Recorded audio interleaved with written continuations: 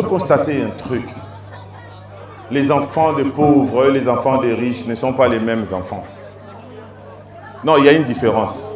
Vous savez, les enfants des riches, lorsqu'ils se réveillent le matin, ils commencent par pleurer. Et puis lorsqu'ils pleurent, tu sens les charismes.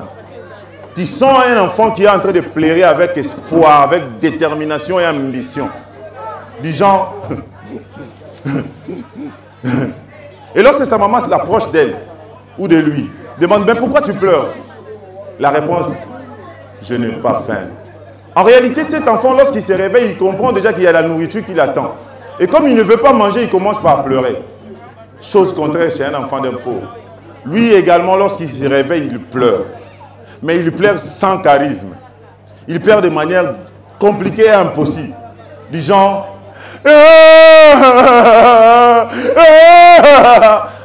Pourquoi il pleure? Lorsqu'il demande, mais pourquoi tu pleures? De toutes les façons, on va le demander à Lingala. Parce que les enfants des pauvres grandissent en Lingala. Même s'ils n'ont pas d'argent, même s'ils sont à Gombe, ils grandissent avec le Lingala dans la bouche. Et puis ils commencent. Ozole Yanini. Nazoyo Kanjala. Il les commence dès qu'il est petit. Mais même lorsqu'il faut aller à l'école, il y a une différence. Vous savez, l'enfant d'un riche, lorsqu'on est déjà au mois d'août, il est en train d'espérer à la rentrée scolaire. Parce qu'il a déjà de jolis cartables, il a des jolis cahiers, il y a des choses, des uniformes neufs. Il est pressé qu'il soit à l'école.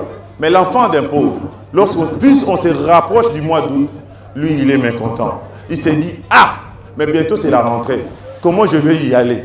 Il change même de comportement. Un petit enfant devient stressé. Un petit enfant devient nerveux. Non, c'est compliqué. Même lorsqu'il faut manger, il y a un enfant d'un riche et un enfant de pauvre. Ensemble, ils sont en train de manger. S'ils mangent de manière précipitée, lorsqu'on regarde l'enfant du riche, on dit, hé, cet enfant mange avec appétit, hein? Et puis on est content.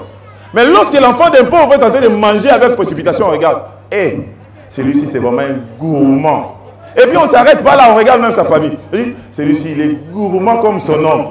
Parce que là, il faut comprendre, il y a un oncle de la famille qui est aussi pauvre que tout le monde. Là, c'est maintenant, il est devenu une référence. Non, les enfants des pauvres et les enfants des riches n'ont pas les mêmes choses. Hein. Même à l'école, pendant la récréation, on les sent comment les enfants des riches se récréent et comment les enfants des pauvres se récréent. Les enfants des riches achètent des petits secrets. Il est là, des boissons gazeuses, il est très à l'aise. Mais les enfants des pauvres, va là où on vend des biscuits et de l'eau. Et puis la récréation est finie comme ça pour eux. C'est un peu compliqué. Les enfants des riches savent que même si son père meurt aujourd'hui, lui il a l'argent. C'est comme ça que lorsqu'un riche meurt, son enfant pleure avec charisme. Son enfant pleure avec joie. Parce qu'il sait que dorénavant, c'est lui l'héritier. Il sait que dorénavant, tout ce que le papa va laisser là, va l'appartenir. Là il pleure. Il ne dit pas beaucoup de choses. Parce que dans son cœur, il y a la joie. Il est l'héritier.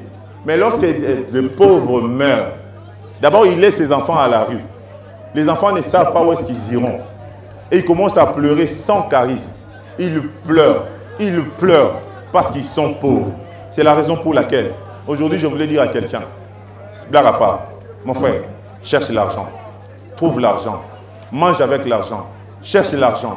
Dors avec l'argent. Cherche l'argent. Fais tout avec l'argent. Vous savez, lui, si tu as l'argent, une fille ne peut pas te dire non. Franchement, sérieux. Même lorsque nous sommes ici, à Maëlos aussi. Lorsque tu n'as pas l'argent, aucune fille ne pourra accepter de venir s'approcher de toi.